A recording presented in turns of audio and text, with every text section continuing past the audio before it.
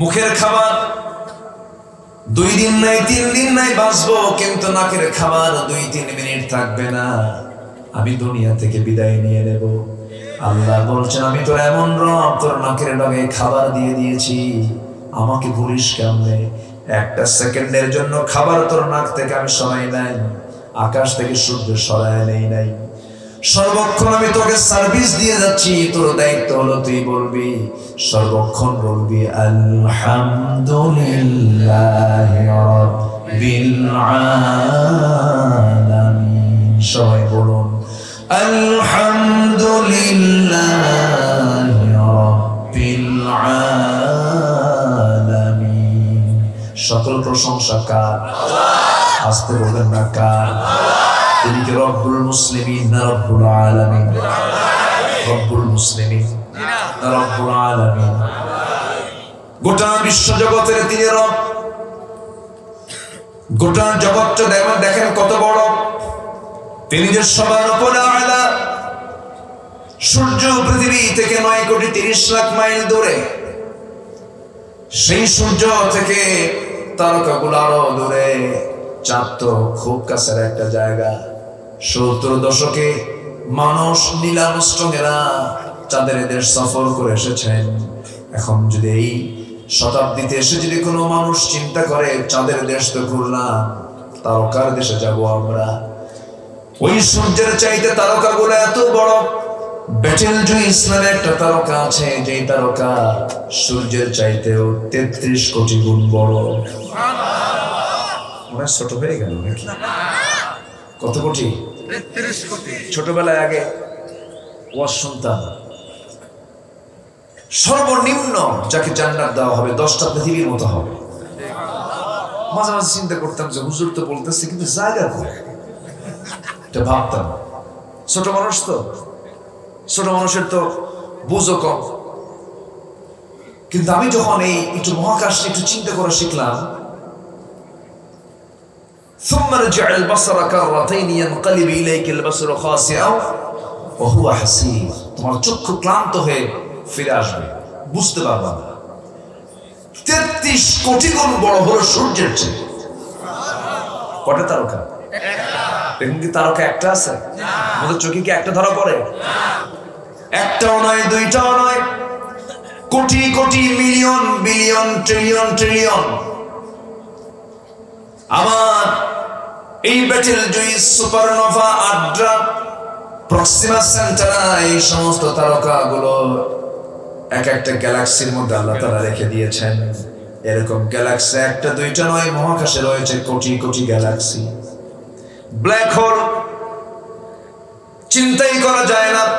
আবার ব্ল্যাক হোলের মধ্যে যদি একটা তারকা যদি ঢুকে পড়ে, ছোট্ট বাচ্চার মুখের মধ্যে চকলেট গেলে যেমন নিমিষেই শেষ হয়ে যায়, তেমনি ব্ল্যাক হোলের মধ্যে একটা তারকা যদি ঢুকে যায়, ব্ল্যাক হোল খায়া শেষ করে ফেলে। আল্লাহু আকবার বলেন। বিশাল ব্যাপার। কোটি কোটি আল্লাহ রাব্বুল আলামিন তারকা যিনি আসমানটাকে সুসজ্জিত করে দিয়েছেন। আমার ভাইরা, এখন যদি আমরা কেউ মনে করি চাঁদের দেশে গেছিলাম, তারকার দেশে যাব, পৃথিবীর সবচেয়ে নিকটবর্তী তারকা হলো প্রক্সিমা সেন্টারাই। এই প্রক্সিমা সেন্টারে যদি কেউ যেতে চায়, বর্তমান দুনিয়ার সবচেয়ে দ্রুতগামী যানবাহন হলো অ্যাপোলো 11। অ্যাপোলো 11-এ যদি কেউ চড়ে, যার ঘন্টার গতি হলো 39,000 কিলোমিটার ঘন্টার গতি, এই গতিতে যদি কেউ সেই প্রক্সিমা সেন্টারে নামক দেশে যদি যেতে চায়, তারকার দেশে যেতে চায়, তার সময় লেগে যাবে 1,15,000 বছর। যাবেন কে কে? হাত তোলে। কেমনে যাবে? এই দুনিয়ার জগৎ থেকে যাওয়া সম্ভব নয়। আমার হায়াত হলো 60 বছর, 70 বছর, 80 বছর, লাগবে হলো 1,15,000 বছর। কেমন করে সম্ভব? এই তো মহাশূন্যের কথা বলছি। এই মহাশূন্য আল্লাহ তাআলা কুল্লুন ফি ফালাকিন ইয়াসবাহুন, সবগুলো তার নির্দিষ্ট কক্ষপথে পরিভ্রমণ করছে। এরপরে হলো মহাকাশ, নীলাকাশ, যা আমরা দেখতে পাই। এই নীলাকাশের উপর আরেকটা আকাশ আছে, ওর মাঝে আরেকটা মহাশূন্য আছে, এরপরে মহাশূন্য, এরপর আরেকটা আকাশ। এরকম করে করে 1 2 3 4 5 6 6টা আকাশের উপর আল্লাহ তাআলা ইনদা সিদরাতুল মুনতাহা, সিদরাতুল মুনতাহা রেখে দিয়েছেন। এরপরে সপ্তম আকাশ, এই সমস্ত আকাশগুলো আরো বড়। এই যে প্রথম আকাশের তুলনায় দ্বিতীয় আকাশটা এত বড়, মরুর ভিতরে যদি কেউ মরুর সাহারার মধ্যে গিয়ে যদি কেউ হাত থেকে তার আংটিটা ফেলে দেয়, মরুর সাহারার তুলনায় আংটি যেমন ছোট, দ্বিতীয় আকাশের তুলনায় প্রথম আকাশ তেমনই ছোট। জোরে বলি সুবহানাল্লাহ। এই 7টা আকাশ, এর উপরে হলো ওয়াসিআ কুরসিয়ুহুস সামাওয়াতি ওয়াল আরদ। আমার আল্লাহ তাআলার আরশ আজিম, সে আল্লাহ তাআলা এত সবার উপরে তিনি বলছেন, এইজন্য সাব্বিহিসমা রাব্বিকাল আ'লা, সবচেয়ে তিনি উপরে।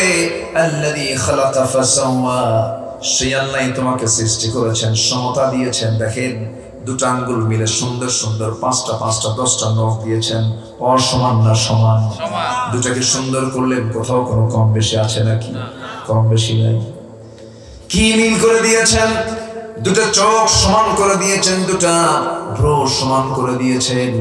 এত সুন্দর করে বানিয়েছেন। আল্লাহ বলছেন, বান্দারে আমি তোর সমস্ত কিছু আমি বানায় দিলাম, তুই আমারে কেমন করে ভুলে যাস? তুই আমারে কেমন করে ভুলে যাস? অতএব তোর দায়িত্ব হলো সবার আগে কার জিকির করা। আসতে বলবেন না, কার জিকির করা? আল্লাহর জিকির করা। সে আল্লাহ বলছেন, বান্দারে সফল যদি হতে চাও আমার থেকে পরামর্শ নিয়ে নাও। আল্লাহ তাআলা সূরা আলার ভিতরে সফলতার জন্য 3টা কাজ করতে বলেছেন। কয়টা কাজ বলেন? 3টা কাজ। আর সূরা মুমিনুনে বলেছেন 7টা কাজ। মোট হলো কয়টা কাজ? 10টা কাজ। এই 10টা কাজ যদি কোনো বান্দা করে, আল্লাহ বলছেন কদ আফলাহ, সে সফল হয়ে গেছে। জোরে কোন সুবহানাল্লাহ। সে মহা সাফল্য অর্জন করতে পারবে। এই 10টা পয়েন্ট শোনাবো আজকে, শুনবেন তো ইনশাআল্লাহ? আগ্রহ আছে সবার? ইনশাআল্লাহ। আমার আবার একটা তবিয়ত হলো, আমি কোরআন ছাড়া কোনো কথা বলতে পারি না। আমি চেষ্টা করি কোরআন থেকে কথা বলার। এখন আয়াত একটু মাঝে মাঝে আসে, বিরক্ত হন না তো? আবার অনেক জায়গায় আবার, আমি অনেকদিন আগে কুড়িগ্রাম, নাম শুনছেন তো? কুড়িগ্রাম এক মাহফিল করতে গেছি। কুড়িগ্রাম মানে 50 গ্রাম না 100 গ্রাম না, 1000, 20 গ্রাম, আচ্ছা 20 গ্রাম। আলোচনার ভিতরে কিছু আয়াত আসতেছে। এক মুরব্বী, বুড়া মানুষ তো, অনেক বয়স হয়ে গেছে, মুরব্বীর সামনে দাঁড়ায় বলে, হুজুর আপনি তো আরবি বলেন কেন, একটু বাংলা কম। কি কথা কি বুঝতেছেন? এখন বলেন, কোরআনকে আরবি না বাংলা? কোরআনটা আরবি না বাংলা? আরবি। এই জন্য কোরআনের আয়াত যত বেশি থাকবে সেখানে বরকত তত বেশি থাকবে। বলি আলহামদুলিল্লাহ। এটা কি পাড়া? নামটা কি নতুন হয়েছে নাকি?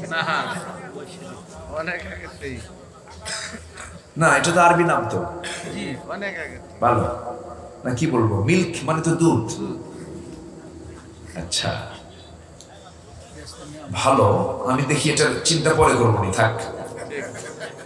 আচ্ছা, তবে এইদিকে দি একটা মিল আছে, নরসিংদী, মাধবদী, মহিষাদী, কটিয়াদি, হ্যাঁ খালিদি, সব। হ্যাঁ, তো যাই হোক, যে দি হোক না কেন, দি মানে হলো নির্দিষ্ট মারেফা, তাই না? দি ঢাকা নির্দিষ্ট। ভালো, আলহামদুলিল্লাহ। আমরা সফল হতে হলে পরামর্শ নেব কার? আল্লাহ। 1 নম্বর সফল যদি আমরা হতে চাই, এখানে আল্লাহ তাআলা বলছেন আগে নফসের ট্রিটমেন্ট করো। সবার মধ্যে নফস আছে না? নাই? আছে না? নফস কি ভালো চায় না খারাপ চায়? নফস সহজে ভালো চায় না। তো জমির আইলের কাছে গেলেই খালি ঠেলতে ইচ্ছা হয়, কি ঠিক কিনা বলেন? ঠেলতে ইচ্ছা হয়। কোন সুন্দরী নারী যাচ্ছে, দেখতে ইচ্ছা হয় না? এখন আস্তে আস্তে দেখতে ইচ্ছা তো হয়, দেখা যাবে? আস্তে দেখা যাবে। কার ভয়ে? কার ভয়ে? দেখতে ইচ্ছা হবে, কারণ আল্লাহ তাআলা নারীর প্রতি পুরুষের টান কে দিয়েছেন? অতএব ছায়া থাকবো, দোষ কার? এরকম চিন্তারও কিছু লোক আছে কিন্তু। তুমি যেমনে নাচাও তেমনে নাচি। পুতুলের কি দোষ? দেখছেন কিরকম বদমাইশ। যেমনে নাচাও তেমনে নাচি। আল্লাহ রে কর তুমি আমারে বানাইছো, তুমি আমারে নাচাচ্ছ, আমি নাচতেছি, আমার কি দোষ? পুতুলের কি দোষ আছে? দোষ তো তোমার। যেরকম নাউজুবিল্লাহ। আমার বন্ধুগণ, এই সমস্ত কথা হলো শয়তানি ওয়াসওয়াসার কথা। আল্লাহ প্রত্যেক মানুষকে জ্ঞান, বুদ্ধি, কর্মের স্বাধীনতা দিয়েছেন। লাহা মা কাসাবাত ওয়া লাকুম মা কাসাবাতুম। সে অর্জন করেছে তার, তুমি অর্জন করেছো তোমার। অতএব তোমাকে চিন্তা ফিকির করে কাজ করতে হবে। দেখার জন্য চোখকে দিলেন, শোনার জন্য কানকে দিলেন, বোঝার জন্য নাফসকে দিলেন। আমার বন্ধুগণ, বোঝার জন্য আকল দিয়েছেন আল্লাহ রাব্বুল আলামিন। আফালা তাকিলুন, তোমার কি কোনো আকল নাই?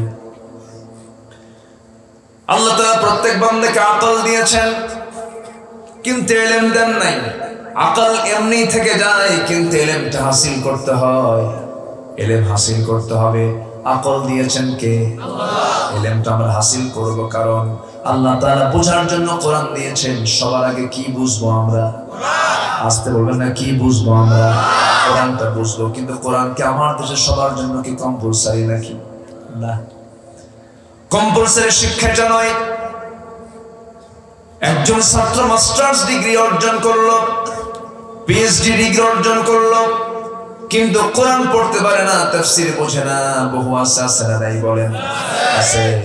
অথচ আপনি আল্লাহর সামনে দাঁড়াবেন, দাঁড়ানোর শর্ত হলো এই কিতাবকে আপনাকে আগে বুঝতে হবে, জানতে হবে। কারণ আল্লাহ তাআলা এটা আমার আপনার জন্য চিঠি করে পাঠিয়েছেন। চিঠি প্রস্তুত করতে হবে, জবাব আল্লাহর এই রিসালাটা পড়তে হবে ভালো করে। এরপরে প্রশ্নোত্তর আমাকে রেডি করতে হবে। সেই প্রশ্নোত্তরটা রেডি করে আল্লাহর সামনে জমা দিতে হবে। আল্লাহ তাআলা খুশি হয়ে যাবেন। এই জন্য আমরা সবার আগে শিখবো কোরআন। জোরে বলি ইনশাআল্লাহ। আর এই কোরআন দিয়ে আমরা ট্রিটমেন্ট করবো নফসে। নফস তো খারাপ কিছু চায়, নফস খারাপ দিকে যেতে চায়, নফসের অবস্থা, নফসটা কখনো ভালো কিছু পেতে চায় না। এই জন্য আল্লাহ তাআলা বান্দাকে বলছেন, শোনো, ওয়া আম্মা মান খাফা মাকামা রাব্বিহি ওয়া নাহান নাফসা আনিল হাওয়া ফাইন্নাল জান্নাতা হিয়াল মাওয়া। যে বান্দার দিলের ভিতরে আল্লাহর ভয়টা জাগ্রত হয়ে যাবে এবং নফসের দাসত্ব না করে তাবেদারি না করে আল্লাহর দাসত্ব যে বান্দা করবে, আমি আল্লাহ তার জন্য জান্নাতুল মাওয়া নামক জান্নাত আমি তার জন্য বরাদ্দ রেখেছি। আমরা নফসের দাস হব না, আল্লাহর দাস হব। নফসের গোলামি করব না, আল্লাহর গোলামি করব। নফস তো খারাপ কিছু চায়, নফস খারাপ কিছু ইঙ্গিত করে। নফস বলে দেয়, ওরে ঠকা, ওজনে কম দে, ওজনে খাদ্যে ভেজাল দিয়া দে। দিনের কাম রাতি কর, দিনের কাম রাতি করে ফেল। চুরি কর, ডাকাতি কর, সন্ত্রাসী কর, চাঁদাবাজি কর। এগুলো হলো নফসের কাজ। কিন্তু বান্দা নফসের ট্রিটমেন্ট করবে। আমার বন্ধুগণ, দুনিয়াতে ট্রিটমেন্ট হয়, শারীরিক রোগের ট্রিটমেন্ট হয়। শারীরিক রোগ হলে পরে ডাক্তারের কাছে শরণাপন্ন হলাম, ডাক্তার ওষুধ দিলেন, ওষুধ খেলাম, সুস্থ হয়ে গেলাম। কিন্তু নফসের ট্রিটমেন্ট করার জন্য আমাকে ট্রিটমেন্ট করতে হবে কি দিয়া? আসতে বলবেন না, কি দিয়া? আল্লাহ বলছেন, বান্দারে সফল হওয়ার জন্য তুমি সূরা আলার মধ্যে 3টা কাজ করতে বলেছেন। 3টা কাজ তুমি করবে। قد أفلح من تزكى وذكر اسم ربه فصلى। জোরে বলুন আল্লাহু আকবার। এক নম্বর হলো তাসকিয়াতুন নফস। নফসের শুদ্ধতা তোমাকে আনতে হবে। নফস যদি পরিশুদ্ধ হয়ে যায়, সব ঠিক হয়ে যাবে। আমার নবী মক্কা থেকে মদিনায় হিজরত করে এসেছেন। একজন আমার নবীর সঙ্গে মক্কা থেকে মদিনা পর্যন্ত এসে নবীর সামনে দাঁড়িয়ে বলছি, ইয়া রাসূলুল্লাহ, আপনার খুশির জন্য এবং আল্লাহর দ্বীনের জন্য আমি হিজরত করে মদিনা পর্যন্ত এসেছি। রাসূল বললেন, ভুল কথা। তুমি আমার জন্য আসো নাই, আল্লাহর দ্বীনের জন্য আসো নাই, আল্লাহকে খুশি করার জন্য আসো নাই। এই জন্য আসো নাই, আমি জানি তুমি মক্কা থেকে মদিনায় তুমি সফর করে এসেছো একজন নারী মক্কা থেকে মদিনায় চলে এসেছে, তুমি তাকে বিয়ে করবা, এই জন্যই তুমি মক্কা থেকে মদিনায় আসছো। হাদিস আছে, বুখারীর প্রথম হাদিস তো এটাই, ইন্নামাল আমালু। কোথায় যাচ্ছেন আপনি? আসতেছি মানে আপনি যাচ্ছেন? ও সাবিটা দিয়ে আসবেন। আপনারা যাবেন? আপনারা কেউ যাবেন? যাওয়ার প্ল্যান করতেছেন নাকি? সবাই থাকবেন তো ইনশাআল্লাহ? জোরে বলি ইনশাআল্লাহ। সম্মানিত ভাইরা,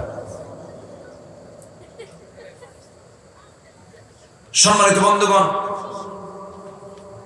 নফস যদি ঠিক হয় সব ঠিক, আর নফস যদি ভেজাল হয় সব ভেজাল। এই নফসের ট্রিটমেন্ট করেছেন সাহাবায়ে কেরাম। আমার নবীজি 4টা দায়িত্ব পালন করেছেন। রব্বানা ওয়াবআথ ফীহিম রাসূলান মিনহুম ইয়াতলু আলাইহিম আয়াতিকা ওয়া ইউআল্লিমুহুমুল কিতাবা ওয়াল হিকমাহ ওয়া ইউযাক্কিহিম। জোরে বলুন আল্লাহু আকবার। আমার নবীজি কি করতেন? নফসের শুদ্ধতার জন্য কাজ করতেন। নফস যদি ঠিক হয়ে যায় সব ঠিক হয়ে যাবে। নফস তো খারাপ কিছু চায়, নফস চাই গাড়ি চাই, বাড়ি চাই, নারী চাই, দুনিয়া চাই, এটা চাই, ওটা চাই, ওকে ঠকাতে চাই, এত কিছু নফস চায়। কিন্তু নফসটাকে ট্রিটমেন্ট করার জন্য আমাকে আপনাকে অবশ্যই আল্লাহর কাছে ধারণা দিতে হবে। নফসকে ট্রিটমেন্ট করে ঠিক করতে হবে। নফস চাই ফজর নামাজ পড়িস না, সঙ্গে সঙ্গে উঠতে হবে। উঠে দাঁড়িয়ে অজু করে পানি দিয়ে ওযু করে সঙ্গে সঙ্গে মসজিদে গিয়ে সিজদায় পড়ে কাঁদতে হবে। নফসের ট্রিটমেন্ট আমাকে আপনাকে জোর করেই করতে হবে। আল্লাহ তাআলা বলেছেন এটা হারাম, সঙ্গে সঙ্গে এটাকে হারাম জানতে হবে। আল্লাহ বলেছেন এটা হালাল, সঙ্গে সঙ্গে এটাকে হালাল জানতে হবে। আল হালালু বাইয়িন ওয়াল হারামু বাইয়িন। হালালটা স্পষ্ট, হারামটাও স্পষ্ট। আমার আপনার সামনে কে করে দিয়েছেন? আসতে বলবেন না, কে করে দিয়েছেন? আল্লাহ করে দিয়েছেন। আমার ভাইরা, নফসের শুদ্ধতার অভাবে বড় বড় আলিম, বড় বড় জ্ঞানী মানুষ হাসরের ময়দানে ধরা খেয়ে যাবে, দানবীর ধরা খেয়ে যাবে, শহীদের শাহাদাত ক্যান্সেল হয়ে যাবে। এই হাদিসটা যখন পড়ি নিজেকে বড় অসহায় মনে হয়। আল্লাহ, এরকম বেকায়দায় তুমি আমাদেরকে ফেলে দিও না। কিয়ামতের দিন অনেক শহীদকে আল্লাহ তাআলা ডাক দিয়ে বলবেন, শহীদের এইদিকে আয়, তুই কার পথের শহীদ? বান্দা বলবে, আল্লাহ তোমার পথের শহীদ। না না, দুনিয়ার জিন্দেগিতে তোকে সবাই মুজাহিদ বলবে, এই জন্য তুই যুদ্ধ করে দুনিয়া থেকে বিদায় নিয়েছিস। দুনিয়ার সমস্ত লোকজন তোকে শহীদ জানলেও আমি আল্লাহ আমার দফতর তোকে শহীদ জানে না। আজকে তোকে জাহান্নাম যেতে হবে। দানবীর কোটি কোটি টাকা দান করেছে, কিন্তু শর্ত ছিল তাকে দানবীর বলে তাকে আখ্যা দিতে হবে, খেতাব দিতে হবে। মানুষ তাকে দানবীর বলেছে, মানুষের প্রশংসা করানোর জন্য সে দান করেছে। কিয়ামতের দিন হাসরের ময়দানে যখন ওই বান্দাকে বলা হবে, ও বান্দা তুমি দানগুলো কার জন্য করেছো? আল্লাহ তোমার জন্য করেছেন। না না, মানুষ তোকে দানবীর বলবে, এই জন্য তুই দান করেছিস। আজকে তোকে জাহান্নাম যেতে হবে। তাহলে নফসের রোগ আছে না নাই? আসতে বলবে না, নফসের রোগ আছে না নাই? নফসের রোগটা আমরা আগে ঠিক করব। নফসের রোগ আগে আমাকে ঠিক করে নিতে হবে। নফসের ট্রিটমেন্টটা করতে হবে। নফস যদি ঠিক হয়ে যায় সব ঠিক হয়ে যাবে। আলা ইন্না ফিল জাসাদি লামুদাগাতান ইযা সালাহাত সালাহাল জাসাদু কুল্লুহু ওয়া ইযা ফাসাদাত ফাসাদাল জাসাদু কুল্লুহু আলা ওয়া হিয়াল কলব। মানুষের দেহের ভিতরে একটা গোশতের টুকরা আছে, তা যদি ঠিক থেকে যায় সব ঠিক থেকে যায়। তা যদি ব্যাঠিক হয়ে যায় সব ব্যাঠিক হয়ে যায়। আলা ওয়া হিয়াল কলব, সাবধান, সেটা হলো কলব। এই জন্য আমরা নিজকে ঠিক করার জন্য সবার আগে আমাকে ঠিক করতে হবে ভিতরেরটা। জোরে বলি ইনশাআল্লাহ। ইন্নাল্লাহা লা ইয়ানজুরু ইলা সাওয়ারিকুম ওয়ালা ইলা জাসামিকুম ওয়ালাকিন ইয়ানজুরু ইলা কুলুবিকুম ওয়া আমালিকুম। আল্লাহ তোমাদের বাহ্যিক কোন সুরত দেখবেন না, পোশাক আশাক দেখবেন না, তোমাদের চেহারা দেখবেন না, বডি দেখবেন না। আল্লাহ দেখবেন তোমাদের আমলনামা এবং তোমাদের কলব। জোরে বলি সুবহানাল্লাহ। এই জন্য আমরা বাহ্যিক দিক থেকে যা হই না কেন আমরা ভিতরটা সুন্দর করবো। জোরে বলি ইনশাআল্লাহ। টাকা থাকলে হজ করে আসলেই মানুষের কাছে হাজির খেতাব পাওয়া যেতে পারে।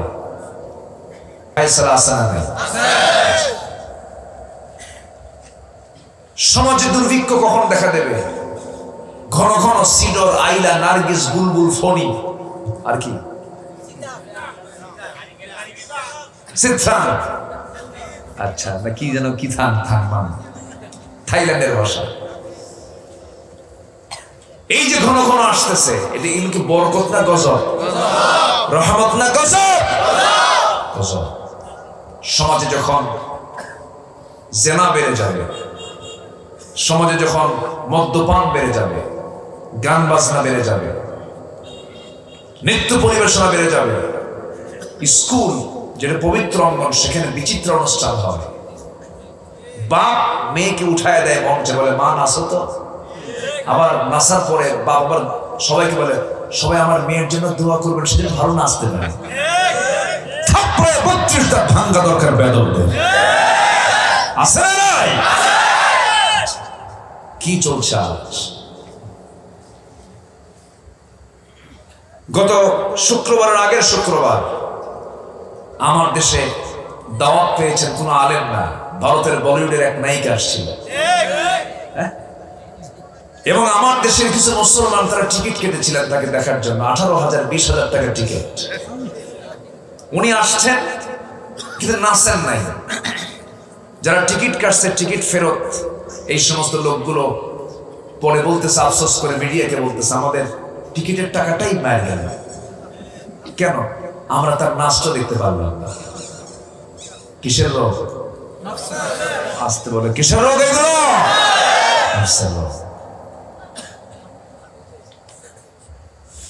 আমার ভাইয়েরা, তবে সেই নাফসটা খুব মারাত্মক, যে নাফস পাপ কাম করার পরও তার মধ্যে অনুশোচনা হয় না, অন্যায় কাজ করার পরেও তার চোখে পানি আসে না, সেই নাফসটা বড়ই ভয়ঙ্কর নাফস। নাফস হলো 3 প্রকার। রাগ করতেছেন নাকি আপনি? নাফস হলো 3 প্রকার, নাফসে আম্মারা, নাফসে লাওয়ামা, নাফসে মুতমাইন্না। নাফসে মুতমাইন্না হলো নবী রাসূলদের আত্মা, নাফসে লাওয়ামা হলো ইমামদারদের আত্মা, নাফসে আম্মারা হলো ফেরাউনদের, হামানদের, নমরুদদের আত্মা।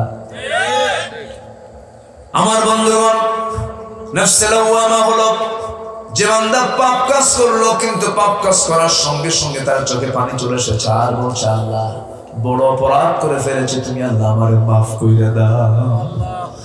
আমার ভাইরা, যে বান্দার চোখে পানি আসবে আল্লাহর ভয়ে, সেই চোখ কখনো জাহান্নামে যাবে না। আমরা কাঁদবো কার কাছে?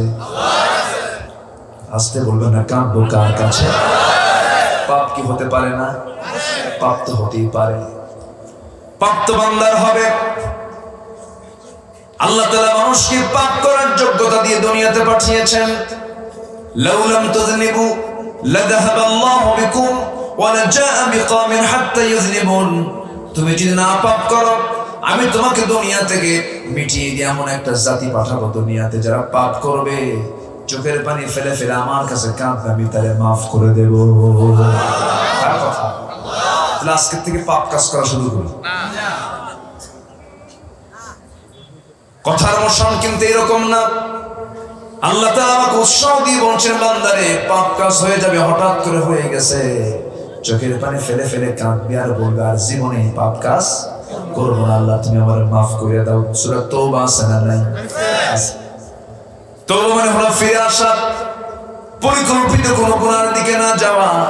আমার বন্ধুগণ, পাপ তো হতেই পারে। একজন মহিলা সাহাবীর কথা মনে হয়ে গেল। একজন মহিলা সাহাবী জিনা করে ফেলেছেন। জিনা করার পর নবীর কাছে গিয়া বলছেন, ইয়া রাসূলুল্লাহ, আমি তো জিনা করে ফেলেছি। রাসূল বলেন, না তুমি করো নাই। না হুজুর, আমি জিনা করে ফেলেছি। না তুমি করো নাই। হুজুর, আমি জিনা করে ফেলেছি। না তুমি করো নাই হুজুর, আপনি আমাকে বারবার বাঁচানোর চেষ্টা করছেন, কিন্তু আমি তো আল্লাহর জাহান্নাম থেকে বাঁচতে চাই, জান্নাত যেতে চাই। আমি তো সত্যি সত্যি জিনা করে ফেলেছি, আমি বিবাহিত একজন নারী। রাসূল বলেন, মহিলা জিনা যে করেছো তার ফলে কোনো সন্তান পেটে আসছে নাকি? হ্যাঁ, সন্তান চলে আসছে। রাসূল বললেন, যাও, তোমার উপরে কোন আইন কার্যকর করা যাবে না, এই মুহূর্তে ফিরে যাও বাড়িতে, সন্তান ডেলিভারি হওয়ার পরে আসো। ওই মহিলা সেজদায় পড়ে কান্দে, রুকুতে পড়ে পড়ে কাঁদে, চোখের পানিতে জায়নামাজ ভিজায় ফেলে, আল্লাহ দরবারে নাজারি করতে করতে অস্থির হয়ে যাচ্ছেন। 9টা মাস পূরণ হয়ে গেল, সন্তান ডেলিভারি হয়ে গেল। সন্তান ডেলিভারি হওয়া 3 দিন 4 দিন 2 দিন পরে নয়, মাত্র 1 দিন পর নবীর সামনে হাজির হয়ে বলছেন, ইয়া রাসূলুল্লাহ, আমি তো সন্তান ডেলিভারি হওয়ার পর আপনার সামনে চলে আসছি, মেহেরবানি করার দেরি করবেন না, আপনি আমার উপর আইনটা কার্যকর করে দেন। রাসূল বলছেন, মহিলা, সন্তান যে প্রসব করেছে সন্তানটা জীবিত না মৃত? সন্তান তো জীবিত, প্রসব করেছে, সন্তানটা জীবিত আছে। রাসূল বললেন, হাউলাইনি কাবিলাইন, 2টা বছর পূরণ করতে হবে তোমাকে। তোমার স্তন আল্লাহ তাআলা তার রিজিক রেখে দিয়েছেন, সন্তানকে দুধ পান করাও। মহিলা বলছেন, হুজুর, এতদিন বাঁচবো তার গ্যারান্টি কি? রাসূল বললেন, আমি তোমাকে গ্যারান্টি দিতে পারবো না, তবে আমি তোমার জন্য দোয়া করে দেই। মহিলা ভরাক্রান্ত হৃদয় নিয়ে দ্বিতীয়বারের মতো আবার বাসায় ফিরে গেলেন। আসামি ধরার জন্য র‍্যাব লাগলো না, সিটা লাগলো না, পুলিশ লাগলো না, জেলখানা লাগলো না, আসামি হাজির হয়ে গেছে। কার ভয়ে? কিসের শুদ্ধতায়? কিসের শুদ্ধতায়? নফসের শুদ্ধতায়। قد أفلح من تزكى قد أفلح من زكاها وقد خاب من دساها। ওই বান্দা সফল যার নফসকে যে শুদ্ধ করতে পেরেছে। মহিলা চলে গেছে, সন্তান যখন প্রসব হয়ে গেল, সন্তানকে দুধ পান করানো শুরু করলেন। 3, 4, 5, 6 মাস হয়ে গেল, সন্তানকে দুধের পাশাপাশি অন্য খাবারের অভ্যাস করে তোলে। সন্তানটাকে কোলের মধ্যে করে নিয়া টোটালি বুকের দুধ বন্ধ করে দিয়া নবীর দরবারে গিয়ে বলছি, ইয়া রাসূলুল্লাহ, এই যে সন্তান কোলে করে এনেছি, 3য়বারের মতো আপনার কাছে আসলাম, দয়া করে আজকে আমাকে ফেরত দিবেন না, আমাকে ফেরত পাঠাবেন না। এই যে সন্তান, আমি ছাড়া পৃথিবী অন্যান্য খাবার খেয়ে সন্তানটা বাঁচতে পারবে, কারণ অন্য খাবার অভ্যাসে গড়ে তুলেছে, সে অন্য খাবার খেতে পারবে। হুজুর, আজকে দেরি না করে আপনি আমার উপর আইনটা কার্যকর করে দেন। আমার নবী হাতটা আগায় দিলেন, সন্তানটা কোলের মধ্যে উঠায় নিলেন এবং রাসূল বললেন, কোন সাহাবী আছো এই সন্তানের লালন পালনের দায়িত্ব যে বান্দা গ্রহণ করবে, আমি রাসূল এবং সেই ব্যক্তি ফাইয়া ফিল জান্নাতি কাহাতাইন, 2 নখের দূরত্ব অবস্থান করব। কয়েকজন সাহাবী দৌড় মেরে আসলেন, নবীর সামনে দাঁড়ালেন, দাঁড়িয়ে বলছেন, ইয়া রাসূলুল্লাহ, সন্তানটা কোলের মধ্যে দিয়ে দেন।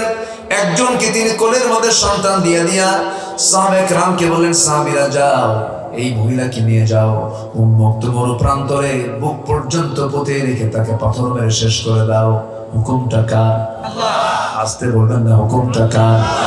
ইসলামে 3টা শাস্তির জন্য চূড়ান্ত শাস্তি নিশ্চিত করেছে, 3টা অপরাধের জন্য। কয়টা অপরাধের জন্য? আস-সাইয়্যিবুজ জানি, কতলুন নাফসি, জিনাকার, বুড়া জিনাকার, বিবাহিত জিনাকার, বিবাহিতা জিনাকারিনী, এদের জন্য কোনো দুনিয়াতে থাকার কোনো অধিকার নেই। এই সমস্ত পাপ কাজ বুঝে আমার দেশে নাই? আসতে বলবেন না, আছে না নাই? যে অপরাধ করলে পরে দুনিয়াতে বাঁচার কোনো অধিকার থাকতে পারে না, সেই কাজগুলো আজকে সমাজে কম না বেশি? আজকে সমাজে বিয়ে বেশি না জেনা বেশি? সমাজে জেনা বেড়ে যাবে, দুর্ভিক্ষ চলে আসবে, সমাজে জেনা বেড়ে যাবে, রোগ বেড়ে যাবে, সমাজে জেনা বেড়ে যাবে, দুর্ভিক্ষ সৃষ্টি হয়ে যাবে। আমার বন্ধুগণ, আল্লাহ তাআলা বলেছেন, বান্দারে, এই দুর্ভিক্ষ থেকে যদি বাঁচতে চাও, এই বড় ধরনের বিপদ থেকে যদি বাঁচতে চাও, আমি তোমাকে জানিয়ে দিচ্ছি, তোমার দায়িত্ব হলো ফালইয়াবুদু রাব্ব হাযাল বাইত আল্লাযী আত'আমাহুম মিন জু'ইন ওয়া আমানাহুম মিন খাউফ। তুমি যদি একমাত্র আল্লাহর ইবাদত করতে পারো, আল্লাহর দাসত্ব যদি করতে পারো, আল্লাহ বলছেন তোমাকে আমি ক্ষুধা থেকে বাঁচাবো, তোমাকে সন্ত্রাস থেকে তোমাকে বাঁচিয়ে দেব, ত্রাস মুক্ত করে রাখবো, তোমাকে নিরাপত্তা দিয়ে দেব। কার কথা? আসতে বলবেন না, কার কথা? আল্লাহর কথা। একটু কান লাগাবেন, মনোযোগ দিয়ে শোনার চেষ্টা করবেন। ওই মহিলা সাহাবী নবীর সামনে চলে এলেন, রাসূল ওই সন্তানটাকে কোলের মধ্যে নিয়ে একজনকে দিয়ে দিলেন, এরপরে মহিলাকে নিয়ে চলে গেল আল্লাহর নির্দিষ্ট হুকুমকে বাস্তবায়ন করার জন্য। মহিলাকে বুক পর্যন্ত পুঁতে রাখলো। সাহাবায়ে কেরাম যখন পাথর মারতেছিল, এমন সময় সাইয়েদনা আলী বলেন, রাসূলকে বলছেন, ইয়া রাসূলুল্লাহ, আমরা যখন তাকে পাথর মারছিলাম, সেই পাথর মারার সময় ওই মহিলা, আমরা যখন তাকে আঘাত করছিলাম, ওই মহিলার শরীর থেকে কয়েক ফোঁটা নাপাক রক্ত আমার গায়ে এসে ছিটকে লেগে গেল। রাসূল সঙ্গে সঙ্গে বলছেন, আলী, কার রক্তকে নাপাক রক্ত বলো? ওই মহিলার রক্ত জমিনে স্পর্শ করার পূর্বে আল্লাহ তাআলা তার ফয়সালা জান্নাত করে দিয়েছে।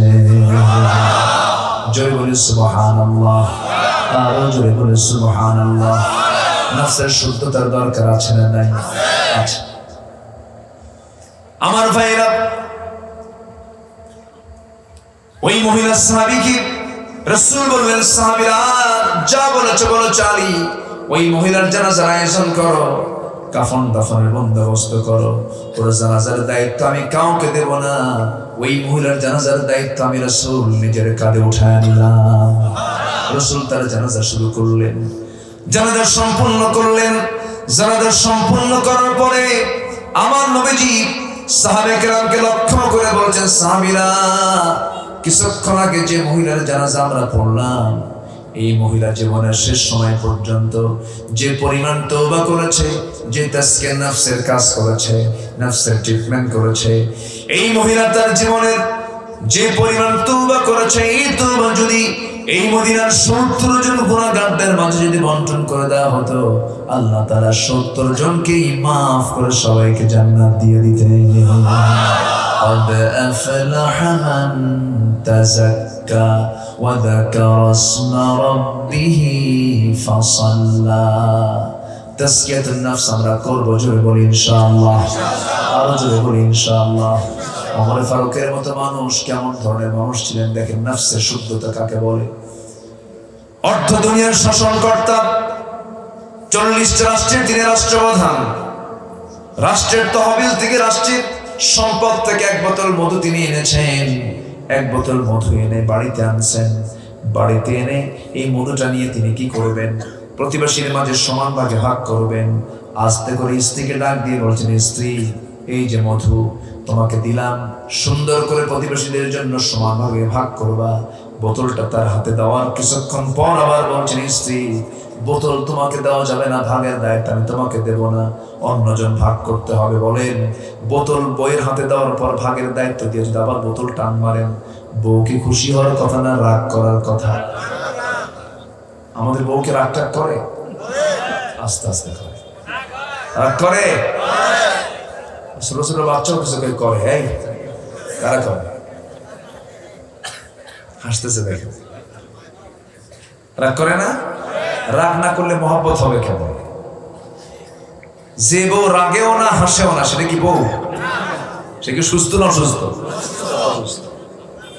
রাখতে হবে, রাখতে হবে, হাসতেও হবে, কাঁদতেও হবে।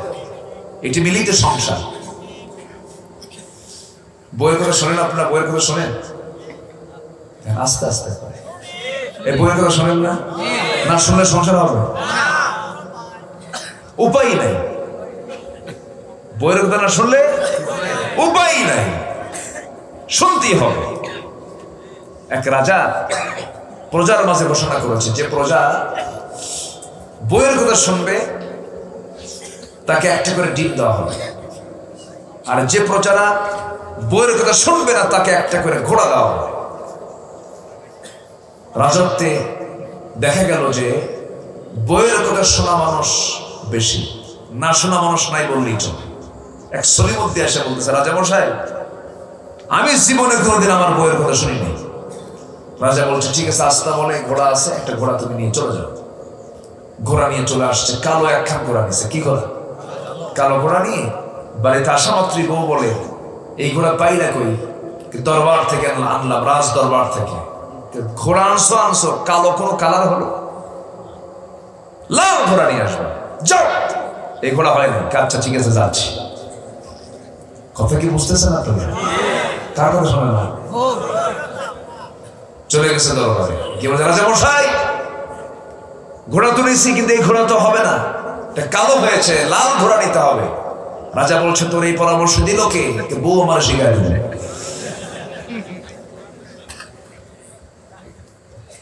রাজা বলতেছে ঘোড়া থুইয়া ডিম নিয়ে যা।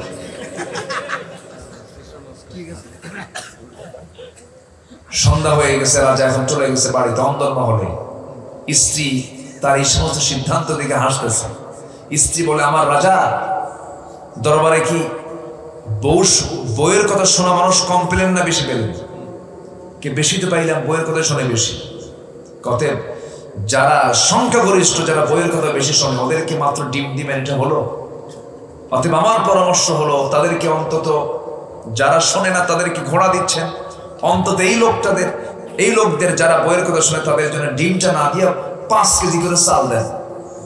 আচ্ছা ঠিক আছে, তোমার পরামর্শ আমি গ্রহণ করলাম। কে কয়? রাজা। পরের দিন দরবার, উজিরদের বৈঠক চলতেছে। উজিররা বলতেছে, জাহাপনা কিছু বলবেন নাকি? দেখো, আমি একটা সিদ্ধান্ত নিলাম। কি সিদ্ধান্ত? ডিমটা না দিয়া যারা বইয়ের কথা শোনে তাদেরকে 5 কেজি করে চাল দেওয়া হোক। এক মন্ত্রী বলে উঠছে, রাজা মশাই, এই পরামর্শ আপনাকে কে দিল? বউ আমার শিখা দিল। কথা কি বুঝতেছেন আপনারা? উদ্দেশ্য হচ্ছে এটাই যে বইয়ের কথা শোনা লাগে, ঠিক কিনা? শুনতে হবে অবশ্য, কিন্তু অবৈধ কথা শোনা যাবে নাকি? আস্তে অবৈধ কথা শোনা যাবে, বৈধ কথা শুনতে হবে। হযরত ওমর ফারুক রাদিয়াল্লাহু তাআলা আনহু বোতল দিয়েছেন, আবার বোতলটা টান মেরে নিয়েছেন। বউ তো মাইন্ড করার কথাই, তিনি মনক্ষুণ্ণ হলেন, চক্ষুটা লাল হয়ে গেছে। ওমর ফারুকের মতো মানুষ, খুব গরম মানুষ, কিন্তু যার সামনে শয়তান পর্যন্ত আসতো না, যিনি এমন হুঙ্কারের মানুষ ছিলেন, যার নামটা শুনলে তৎকালীন দুনিয়ার রোম পারস্যরা থরথর করে কাঁপতো। এত বিশাল দাপটে একজন মানুষ ছিলেন, প্রচন্ড শক্তিশালী এবং প্রচন্ড সাহসী একজন মানুষ ছিলেন। সেই লোকটা একদিন একটা ঘটনা পাওয়া যায়, একজন বেচারি বিচার প্রার্থী হয়ে ওমরের দরবারে আসে। ওমরের বাড়ির দরজায় আস্তে করে দাঁড়ায় থাকে, বসে থাকে। এমন সময় ওই লোকটা লক্ষ্য করে দেখে আমাদের প্রিয় খলিফা ওমর ফারুক রাদিয়াল্লাহু তাআলা এবং তার স্ত্রী ঘরের মধ্যে দুজন কথা বলতে বলতে প্রচন্ড বাক বিতণ্ডা শুরু হয়ে গেছে, একটু ঝগড়ার মতো হয়ে গেছে। এই বেচারি বিচার প্রার্থী হয়ে গেছে। চিন্তা করলো, এই লোকের কাছে কি বিচার চাবো? আমার বাড়িতে আমার বউয়ের সঙ্গে গন্ডগোল, এসে দেখি খলিফার বউয়ের সঙ্গে খলিফার গন্ডগোল। ভরাক্রান্ত হৃদয় নিয়ে চলে যাচ্ছে। পিছন থেকে ওমর ফারুক বলেন, এই তুমি কেন আসলে, কেন গেলে? কিছুই তো বললে না। কি সমস্যা নিয়ে আসছিলাম, যে সমস্যা নিয়ে, সেই সমস্যা আপনার ঘরের মধ্যে ঢুকছে কেন? আপনার বউ আপনাকে এত কিছু বললো, আপনি তো কিছুই বললেন না। ওমর ফারুক বলেন, শোনো, আমি ওমর, আমার চোখের সামনে কোনো বাতিল শক্তি দাঁড়াতে পারে না। আমার হুঙ্কারে সব থরথর করে কাঁপে। সেই ওমরের সামনে ওমরের বউ স্ত্রী এত কিছু বললো, ওমর কিছু বলছে না, তুমিও কিছু করিও না, যাও।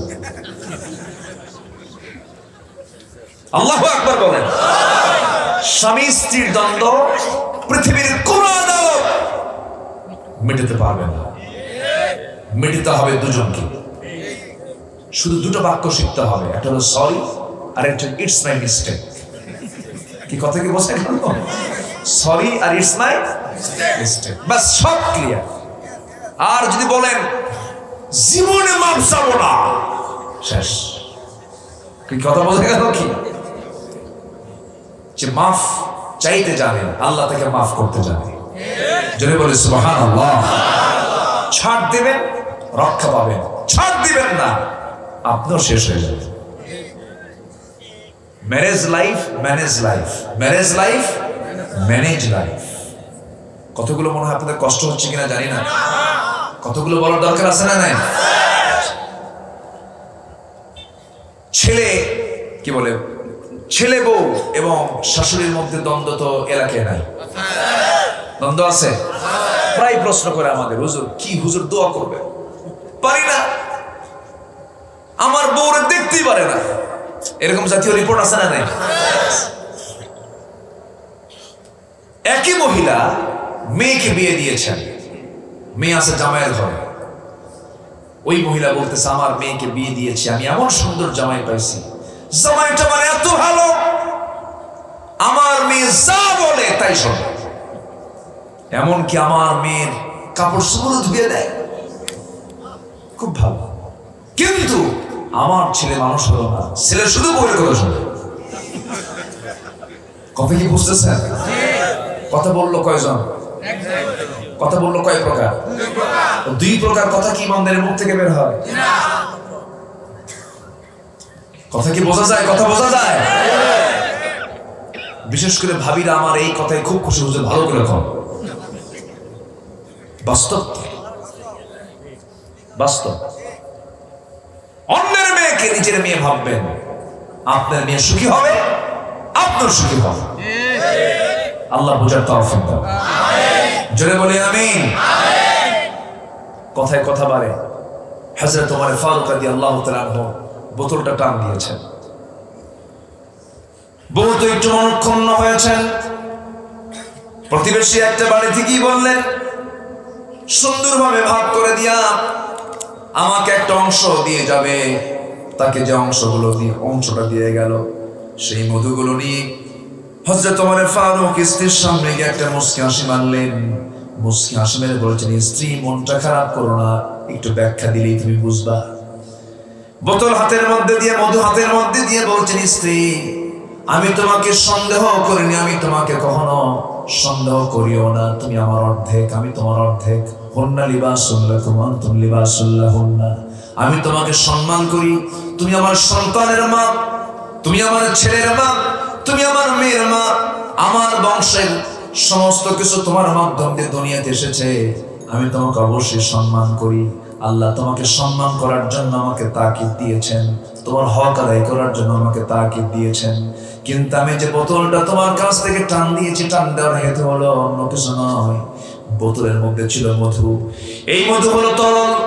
তরল মধু যখন তুমি ভাগ করতে যাবে, ওই মধু ভাগ করতে নিয়ে কিছু মধু 2 ফোঁটা হোক, 3 ফোঁটা হোক, 4 ফোঁটা হোক, 1 ফোঁটা হোক, কিছু মধু তোমার হাতের সাথে লেগে যাবে। ওই হাতের সাথে লেগে যাওয়া মধুটা তুমি ভাগ করবা কেমনে? এতটুকু মধু আমাদের ভাগে বেশি আসুক, এটা আমি চাই নাই বলে মধু ভাগের দায়িত্ব তোমারে না দিয়ে আমি প্রতিবেশীকে দিয়েছি। قد أفلح من تزكى। নফসের শুদ্ধতা হলো এই। সাইয়েদনা ওমর ফারুক রাদিয়াল্লাহু তাআলা আনহু নিজের বাড়ির জন্য কলসি নিয়ে চলে গেছেন, কূপ থেকে পানি তুলে মাথায় বহন করে আনতেছেন। মাথায় বহন করে আনতে নিয়া সামনে একজন প্রশ্নকারী মুসলমান বলছে, ওমর ফারুক একটা প্রশ্ন ছিল, বলো।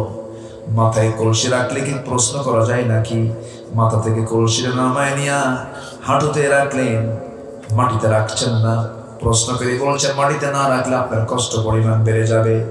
ওমর ফারুক বলছেন, শোনো প্রশ্নকারী, কলসির তলা হলো ভিজা আর জমিনটা হলো শুকনা মাটি।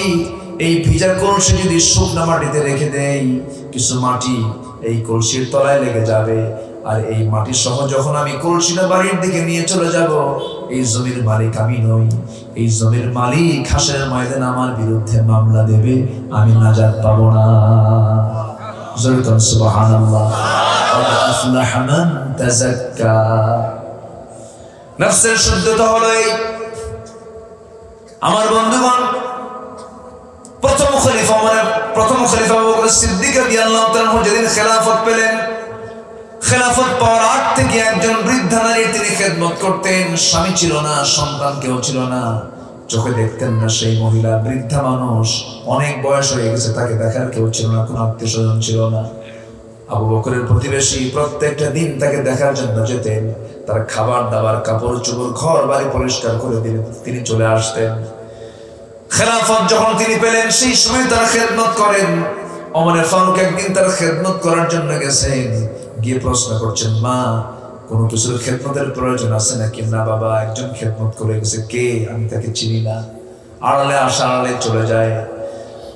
ওমর ফারুক পরপর 3টা দিন চেষ্টা করেছেন, তাকে ধরার জন্য পারেন নাই। 4র্থ দিন তিনি চিন্তা করলেন, আমি আড়ালে দাঁড়াবো, দেখি তো কে ঢোকে। ঢোকার সময় টের পান নাই, কারণ আবু বকর যখন ওই মহিলার ঘরে ঢুকতেন খালি পায়ে ঢুকতেন, কারণ জুতা পায়ে গেলে পরে জুতার আওয়াজে মানুষ টের পাবে। সুবহানাল্লাহ। খেদমত করে বের হওয়া মাত্রই ওমর ফারুক সামনে দাঁড়ায় বলছেন, মান আনতা, তুমি কে? রাতের আধারে সামনে তাকায় দেখে যে সাইয়েদনা আবু বকর সিদ্দিক রাদিয়াল্লাহু তাআলা আনহু। ওমর ফারুক বলছেন, আমিরুল মুমিনিন, সব আপনি নেবেন, আমাদেরকে একটু কাজের সুযোগ দিবেন না? প্রথম খলিফা বলছেন, ওমর রে, কিয়ামতের দিন আমার বোঝা তোমার পিঠে যাবে না, তোমার বোঝা আমার পিঠে আসবে না, আমাকে আমার প্রতিবেশীর হক আদায় করতে দাও। হযরতে আবু বকর সিদ্দিক রাদিয়াল্লাহু তাআলা আনহু খেলাফত থাকা পর্যন্ত এই মহিলার খেদমত করে যেতেন। মৃত্যু হয়ে গেল, খেলাফতের দায়িত্ব গ্রহণ করলেন ওমর ফারুক রাদিয়াল্লাহু তাআলা আনহু। তিনি খেদমত করা শুরু করলেন। তার বাড়িতে গিয়ে খেদমত করতে গেছেন। প্রথম দিন সমস্ত কিছু ধোয়ার কাপড় চোপড় সবগুলো ধুয়ে ফেলে দিয়া, ঘর বাড়ি পরিষ্কার করে দিয়া, এবার আসার সময় সুন্দর করে খেজুরগুলো ধুয়ে বলছেন, মা, আপনার জন্য এই যে খাবার, আপনি খেজুরগুলো খেয়ে নেন।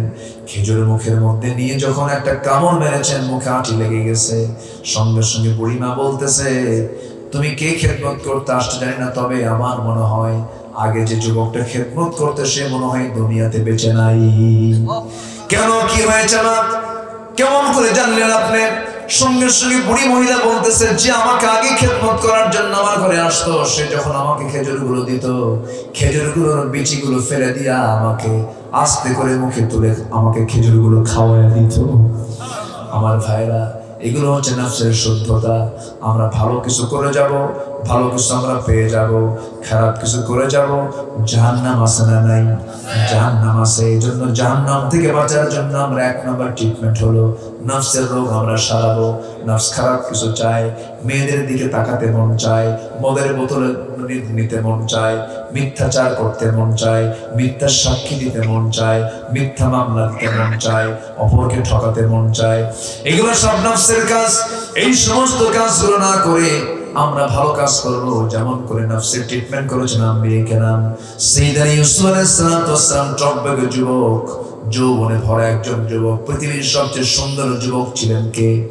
ইউসুফ আলাইহিস সালাম। প্রত্যেকটা নবীর সুন্দর, তবে সবচেয়ে বেশি সুন্দর ছিলেন আমার নবী মুহাম্মদ সাল্লাল্লাহু আলাইহি ওয়াসাল্লাম। ইউসুফ আলাইহিস সালাম সুন্দর ছিলেন। তার সৌন্দর্যই তার জীবনের বড় পরীক্ষার কারণ হয়ে গেল। এত বড় সুন্দর চেহারা আল্লাহ তাআলা তাকে দান করেছিলেন। তৎকালীন দুনিয়ার সবচেয়ে সেরা সুন্দরী জুলাইখা তার সৌন্দর্যে পাগল হয়ে গিয়ে তাকে যখন প্রস্তাব দিয়েছিল, সেই প্রস্তাবে ইউসুফ বলেছেন, আমি কাকে ভয় করি? আসতে বলবেন না, কাকে ভয় করি?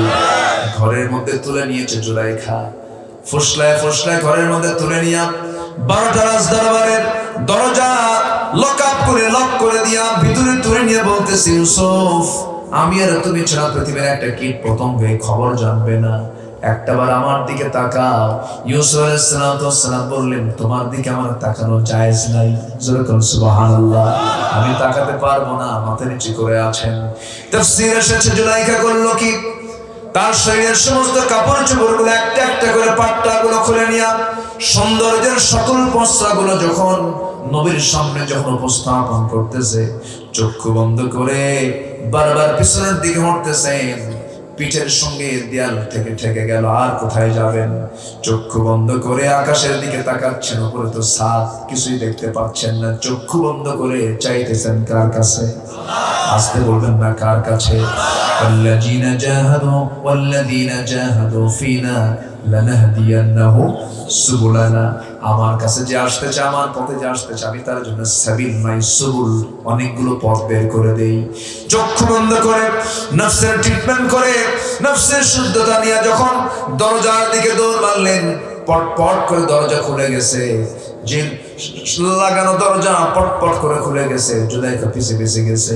পিছন থেকে জুব্বার আস্তিনটা টান মেরেছে, কামিসুহু মিন দুবুরিন, জুব্বাটা ছিঁড়ে গেল, সামনে ধরা পড়ে গেল, সবার চোখের সামনে দৃষ্টিগোচর হলো। সবাই দোষ প্রমাণ করার জন্য ইউসুফের চেষ্টা করা হলো, কিন্তু দোষ প্রমাণ হয়ে গেল জুলাইখা। যদিও তদন্ত কমিটি রিপোর্ট দিয়ে দিল জুলাইখার দোষ, কিন্তু শেষ পর্যন্ত মামলার রায় দিয়ে দিল। ইউসুফ আলাইহিস সালামকে দোষী সাব্যস্ত করে জেলখানায় ঢুকায় দিল। জেলখানায় হাসতে হাসতে যাচ্ছেন, সবাই বলে, ইউসুফ, জেলখানায় কেউ হাসতে হাসতে যায় নাকি? মাতে কি করব, কারণ জেলখানায় আমার কাছে প্রিয় হাব্বুল ইলাইয়া, কারণ জেলখানায় অন্তত জুলাইখার ডিস্টার্ব থাকবে না। জোরে আল্লাহু আকবার। আমার বন্ধুগণ, এই দুনিয়া হলো পরীক্ষার জায়গা। হারাম কোনো কাজে যাব না আমরা, হারাম কোনো কাজের পক্ষে কথা বলবো না আমরা, সকল হারামকে বর্জন করে হালালকে গ্রহণ করব, এটাই হলো নফসের শুদ্ধতা। এরপর আল্লাহ তাআলা বলছেন ওয়াযাকারা ইসমা রাব্বিহি ফাসাল্লা, জিকির করব কার নামে? আস্তে বলবেন না, কার নামে? লোকগুলো যাচ্ছে যে, আসেন দোয়া করে দিই নাকি? যাচ্ছে কেন? হ্যাঁ, এক নাম্বার, ঠিক আছে যান। আমি যদি এখন বলি ভাই আমি একটু এক নাম্বারে যাব, তো বলবেন তো এমন হুজুর নিয়ে আসছে শুধু নাম্বার খুঁজে, তাই না? বসে, অবশ্য শীতকাল তো, এখন শীতকালে তো ঘাম ঘুম হয় না, যাওয়ার রাস্তা একটাই, একটু কষ্ট হচ্ছে মনে হয় আপনাদের নাকি? আর একটু কথা বলি, একটু 3টা পয়েন্ট শেষ করে দিই। জি, মোট পয়েন্ট আমি ধরেছি কয়টা?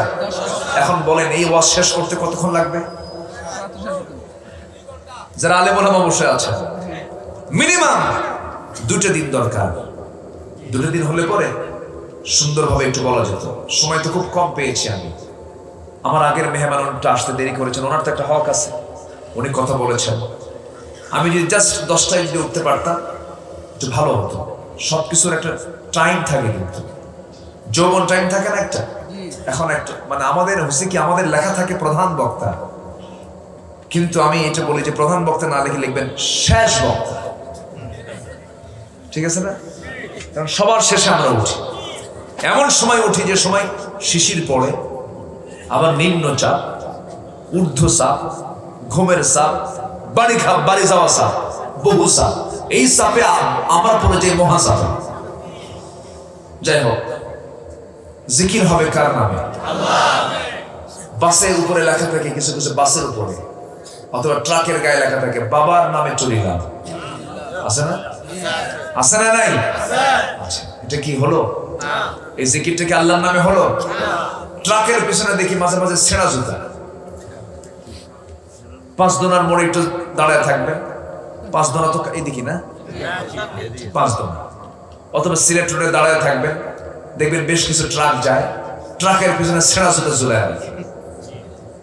তো ছেঁড়া জুতা ঝুলা রাখার তফসিরটা কি?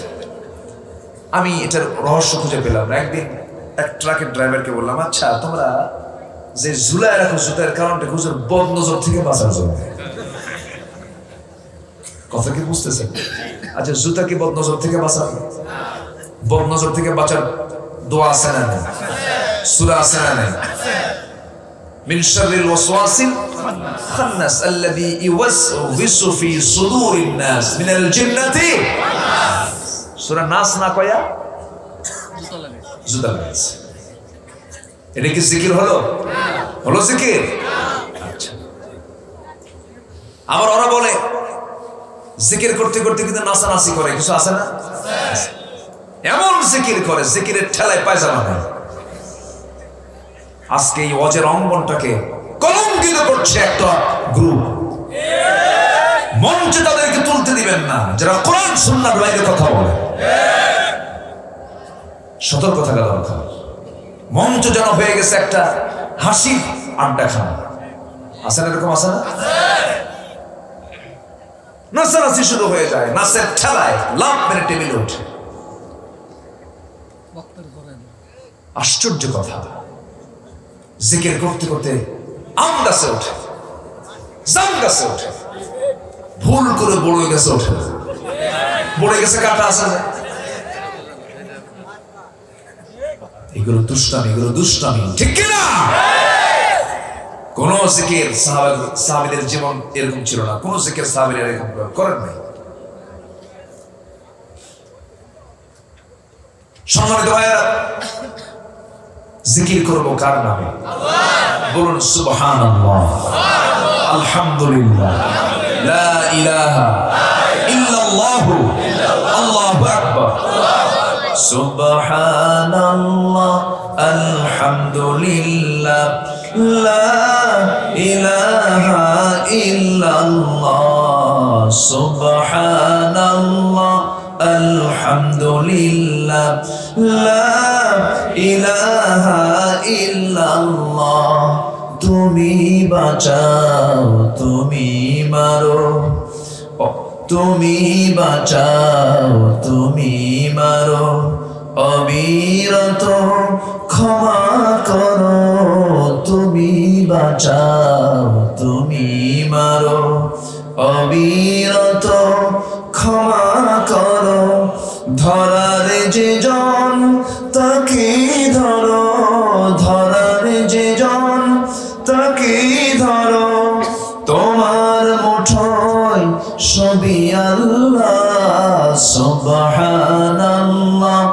আলহামদুলিল্লাহ লা ইলাহা ইল্লাল্লাহ তোমার জিকে পড়ে অবাধ্য হই কেমন করে তোমার জিকে পড়ে অবাধ্য হই কেমন করে খুঁজে না পাই কোনো ভাষা খুঁজে না পাই কোনো ভাষা শুকর গুজার করার আল্লাহ সুবহানাল্লাহ আলহামদুলিল্লাহ লা ইলাহা ইল্লাল্লাহ তোমার দয়ায় মোদের ধরা সারা জাহান তোমার গড়া তোমার পথে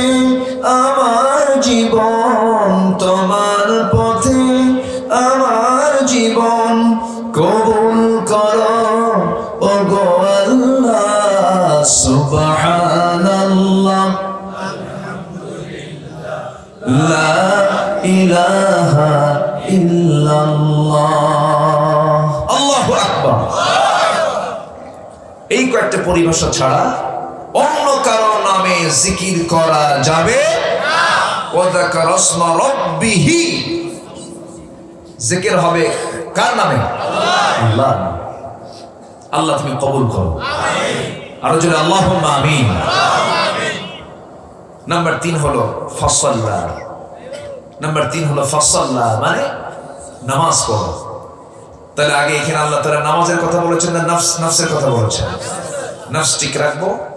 আমার দেশে সুদখোর নামাজি আছে না নাই? এই সময় কেউ উঠেন না, ভাববো ওটাই সুদ খায়। বসেন বসেন, এখন একটু সাইজ করি। সুদের কারবার আছে না নাই? মদবদি নাই? আছে সুদ? নামাজও পড়লাম, সুদও খেলাম, এটা হলো? মসজিদের ক্যাশিয়ার সুদখোর, খতিব কি সুদের বিরুদ্ধে ওয়াজ করতে পারবে? কঠিন। এখন যদি হকপন্থী এবং কড়া খতিব যদি খুতবা দিতে নিয়ে যদি একটা সুদের ওয়াজ করে, ক্যাশিয়ার ধরে ফেলবে, হুজুর আমার দেখি দেখি এরকম ওয়াজ করলেন। ঠিক কি? মানুষকে দেখে কথা বলবো না আমরা, আল্লাহকে দেখে কথা বলবো আমরা। সুদ আজকে চূড়ান্ত আকারে সমাজে চালু হয়ে গেছে। আজ থেকে 10 বছর আগে যা ছিল তার চেয়ে এখন কম না বেশি? জেনার পরিমাণ বেশি, মদের পরিমাণ বেশি, সকল আকাম কুকামের পরিমাণ কমছে না বাড়ছে? এগুলো থেকে বাঁচার জন্য আমাকে আপনাকে নামাজ তো পড়তেই হবে। নামাজ কায়েমের আন্দোলন আমাকে আপনাকে করতে হবে। সম্মানিত ভাইয়েরা, গ্রামীণ জীবনে মেঠো পথে রাস্তায় চলতে নিয়ে হঠাৎ করে আপনার সামনে যদি অন্ধকার রাতে একটা সাপ ফনা পাকলে যে আওয়াজ হয়, সাপের আওয়াজ যদি আপনার কানে আসে, আপনার হাতে তখন কয়টা জিনিস দরকার? 2টা। একটা কি? আলো, আর একটা কি? লাঠি। কিন্তু আলো আছে, লাঠি নাই। আবার লাঠি আছে, আলো নেই। কাম হবে? কাম হবে না। আমার বন্ধুগণ, ওই বিষাক্ত সাপকে যদি আপনি মারতে চান, যেমন করে আপনার হাতে একটা আলো দরকার আর একটা শক্ত লাঠি দরকার। লাইট মারবেন, জায়গা পজিশন ঠিক রেখে আপনি তার ঘাড় বরাবর মেরে দিবেন, সাপ মরে যাবে। সাপের কামড় থেকে আপনি বাঁচবেন। ঠিক তেমনি সমাজের সাপ রূপী কিছু পাপ আছে, সুদ আছে, জেনা আছে, এই সমস্ত অন্যায় কাজগুলো আছে। এই সমস্ত কাজগুলো বন্ধ করার জন্য শুধু আলো দিলে চলবে না, শুধু লাঠি হলো চলবে না, দুটো একসঙ্গে লাগবে। আলো হলো কোরআন কারীম আর লাঠি হলো রাষ্ট্রীয় শক্তি। ঠিক কি না? আমার আর বোঝানোর কোনো ভাষা নেই, সহজে বুঝাই দিলাম। আমার ভাইরা, আজ থেকে 20 বছর আগে মসজিদ কম ছিল, মাদ্রাসা কম ছিল, আলেম ওলামাও কম ছিল। আজকে 20 বছরের ব্যবধানে মসজিদের পরিমাণ কমেছে না বেড়েছে? মাদ্রাসা কমছে না বাড়ছে? হাফেজ কমছে না বাড়ছে? আলেম কমছে না বাড়ছে? সুদ জেনা ব্যভিচার কমছে না বাড়ছে? তাহলে সব বন্ধ হয়ে যাবে। শুধু নামাজ পড়লেই শুধু হবে না, নামাজের পাশাপাশি নামাজ কায়েমের সংগ্রামটা করব আমরা। সমাজে নামাজ কায়েম যদি প্রতিষ্ঠিত, নামাজ যদি প্রতিষ্ঠিত হয়ে যায়, সেই সমাজে সমস্ত অন্যায়গুলো থাকবে না। কারণ যে সমাজে নামাজ কায়েম হবে সেই সমাজে কোনোদিন সুদের কারবার থাকবে না।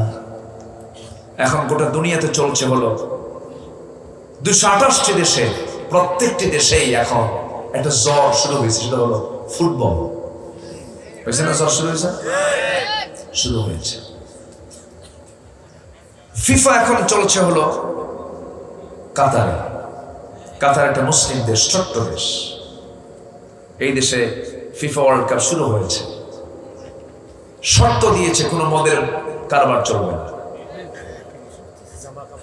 এবং যত বড় অ্যাক্টর হোক না কেন, যত বড় মানুষই হোক না কেন, যেই হোক না কেন, তাকে শালীনপূর্ণ পোশাক করতে হবে, চামড়া দেখানোর সুযোগ নাই।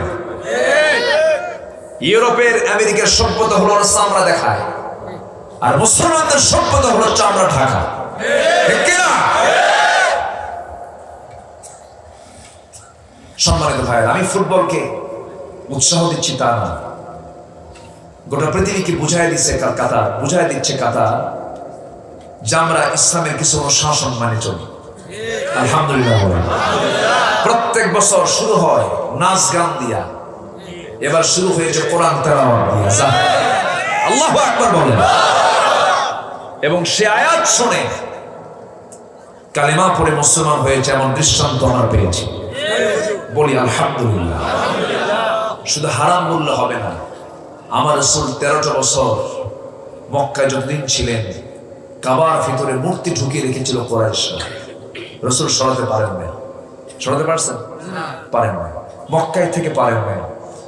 সেই কাবার ভিতরে থাকা 360টা মূর্তি থাকার পরেও রাসূলকে ওই মক্কায় থাকাকালীন 13 বছর ওই অবস্থায় তাকে সিজদা দিতে হয়েছে।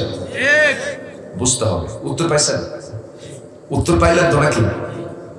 আমার এই কথার মধ্যে তো উত্তর পাওয়ার কথা। সম্মানিত ভাইয়েরা, শুধু হারাম বললে হবে না, যে অবস্থায় থেকে না কেন সেই জায়গায় দ্বীনের কাজ করতে হবে। সম্মানিত বন্ধুগণ, কিন্তু আপনার দল হারলো না জিতলো এজন্য আপনি ফেসবুকে আলহামদুলিল্লাহ লিখবেন? এটা আবার কেমন কথা? আল্লাহর নামটা এত নিচে নামাবেন?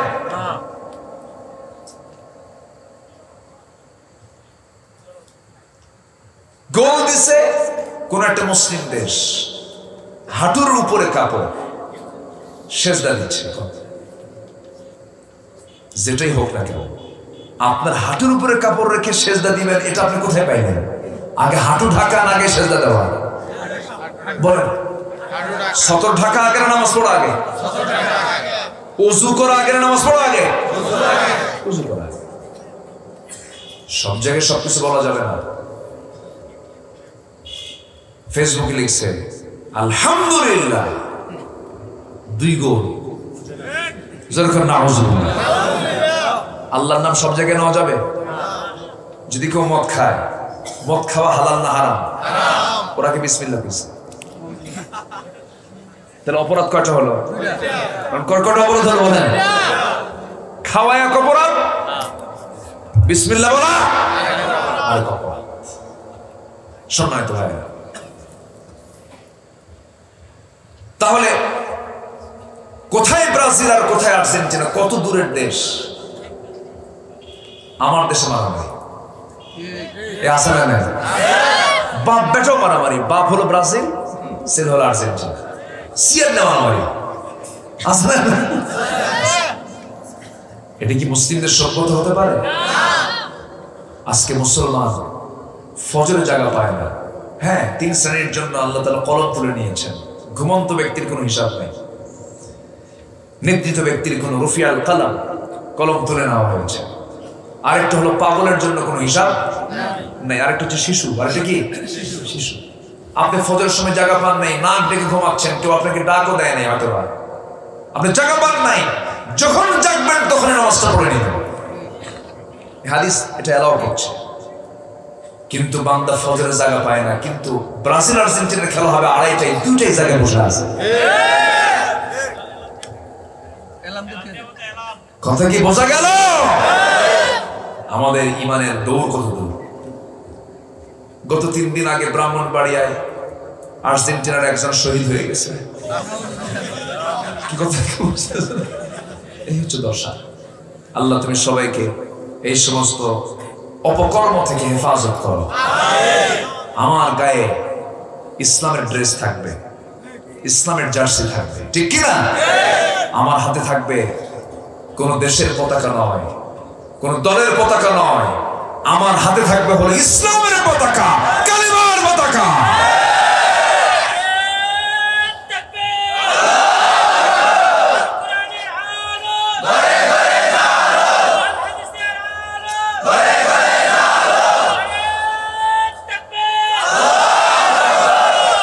সাহাবীরা নিয়েছেন হাতের মধ্যে কিসের পতাকা? কালেমার পতাকা। অন্ধ সাহাবী, অন্ধ, নবীর সামনে এসে বলে হুজুর যুদ্ধে যাব। রাসূল বলেন নট অ্যালাউড, হবে না। দেন নাই সারা জীবন অনুমতি। প্রথম খলিফা উনিও দেন নাই। দ্বিতীয় খলিফা ওমর ফারুকের সামনে একদিন এসে বলতেছে, খলিফা আমিরুল মুমিনিন, কাদেসিয়ার যুদ্ধ শুরু হচ্ছে, আমার খুব শখ, আমি যুদ্ধে যাব, আমি জিহাদ করবো, দুইটা চোখ নাই থাকে। সঙ্গে সঙ্গে ওমর ফারুক তার মনের কথা বুঝতে পারলেন, বললেন ভাই আব্দুল্লাহ ইবনে উম্মে মাকতুম, যুদ্ধে যে যাবেন চোখ তো নাই। সঙ্গে সঙ্গে তিনি বলছেন, আমি জানি আপনি আমার কেমন প্রশ্ন করবেন। যুদ্ধে তো সবাই তরবারি লাগাবে না, যুদ্ধের সময় তরবারি হাতে নিয়ে যুদ্ধ করবে না, অন্তত একজন তো কালিমার ঝান্ডা হাতের মধ্যে নেবে, সে সবার সামনে থাকবে, নিশানা থাকবে, কালিমার পতাকা ধরে থাকবে। সেই দায়িত্ব আপনি কাউকে না দিয়া আপনি আমাকে সেই দায়িত্বটা দিয়ে দিবেন। আমি কালিমার ঝান্ডা হাতের মধ্যে নিয়ে সবার সামনে আমাকে দাঁড়িয়ে রেখে দেবে, সবাই সবাই যুদ্ধ করতে যাবে। আমি তো অন্ধ মানুষ, আমাকে কেউ, আমি তো সরতে পারবো না, নড়তে পারবো না, শত্রুপক্ষ আমাকে দূর থেকে তীর মারবে, আমার বুকটা ঝাঁঝরা হয়ে যাবে, আমি শহীদ হয়ে যাব। কালিমার পতাকা হাতে নিয়ে উদ্দিন রেখে আমি যখন দুনিয়া থেকে বিদায় হব, আল্লাহর সামনে রক্তমাখা দেহ নিয়ে হাজির হব। আল্লাহ বলবেন, আব্দুল্লাহ তোর এমন রক্তমাখা দেহ কেন, কালিমার পতাকা কেন? আল্লাহ তোমার কালিমার পতাকা উড্ডীন করার জন্য কাফেররা আমার বুকটা ঝাঁঝরা করে দিয়েছে, আমি কালিমার পতাকা নামতে দেই নাই। আল্লাহু আকবার বলেন। তারা ধরেছেন কি আর আমরা ধরতেছি কি? আল্লাহ তুমি সবাইকে বোঝার তৌফিক দাও। সবাইকে 5 ওয়াক্ত নামাজ পড়বেন ইনশাআল্লাহ। কারা কারা একটু হাত তুলে দেখেন তো, জোরে বলি ইয়া আল্লাহ, আমাদেরকে 5 ওয়াক্ত সালাত আদায় করার তৌফিক তুমি আল্লাহ দিয়ে দাও। জোরে বলি আমিন, আরো জোরে আমিন। বাড়িতে মা বোন আছে না নাই? বোরকা পড়ে? মাহফিল আসার সময় পড়ে, মার্কেটে যেতে পড়ে, পড়ে তো খেয়াল রাখবেন, সতর্ক রাখবেন। আপনার মা আপনাকে জাহান্নামে নিয়ে যাবে, আপনার বউ আপনাকে জাহান্নামে নিয়ে যাবে। অতএব আমরা বেকায়দায় পড়তে চাই না, আমাদের মা বোন সবাইকে আমরা পাহারা দেবো। জোরে বলি ইনশাআল্লাহ। পর্দায় রাখার চেষ্টা করবো, জোরে বলি ইনশাআল্লাহ। আমি আর কথা বাড়াবো না, অনেক রাত হয়েছে, সবার কাছে দোয়া চাই। ও তাই না? আলহামদুলিল্লাহ। জি সম্মানিত ভাইরা, যতটুকু হয়েছে আমরা বলি আলহামদুলিল্লাহ। মাহফিল কমিটি একটু আমাকে বলেছেন যে এটা কি ডান দিকে কই কবরস্থান আছে না? আচ্ছা, কবরবাসীর জন্য দোয়া। আমরা দোয়া করি, আল্লাহ তুমি কবরবাসীর যারা ইমানি হালাতে বিদায় নিয়েছেন কবরগুলোকে জান্নাতের টুকরা বানায় দাও।